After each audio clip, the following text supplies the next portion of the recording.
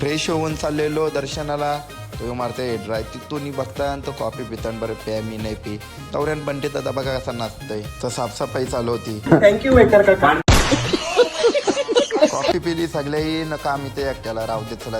नंतर पुढे संभाजीनगरमध्ये छत्रपती शिवाजी महाराजांचा स्मारक दिसला. त्यानंतर कृष्णेश्वरला पोहोचलो. तो यो सांगते चला लवकर घाईघाईन चला लवकर. तर बंटी दादा सांगते चला. तर साहेब सांगताना आमचं मना घे. आता तिथं 2 बोटा करायला आला यो. मंदिरात आतमध्ये पोचलो होतो ना. इथं लागतं टी शर्ट काढायला. तर बघा प्रत्येक जण कसं आपल्या बॉड्या दाखवत होतात. बघा सगळेजण बॉड्या दाखवत होतात. आणि यो ज्योतिर्लिंग आपला 12वा आहे. आता बघा दर्शनाला गर्दी पण नव्हती. मस्त पैकी दर्शन झालं. लवकरच निघलो. तो यो सांगते 12ला आपण लेटू झालो दर्शनाला म्हणून गर्दी नव्हती. त्यानंतर पोचलो आम्ही भद्रा मारुतीला. गाडी पार्क केली. इथं चाललेलो घाईन कारण की मंदिर बंद होणार होता. आता झाला दर्शन भारी वाटला. तर आमचं साहेब मंदिराची स्टोरी पूर्ण मला सांगत होतं. हॉटेलवालो ना यो बोलतो ताव मारायचा आहे जाम भुका लागल्या आणि बुफे सिस्टम होती आपल्याला. तर याला उपास नव्हता. तर बघा कसा दाखवते खाऊन. बड़ा हरामी हो बेटा.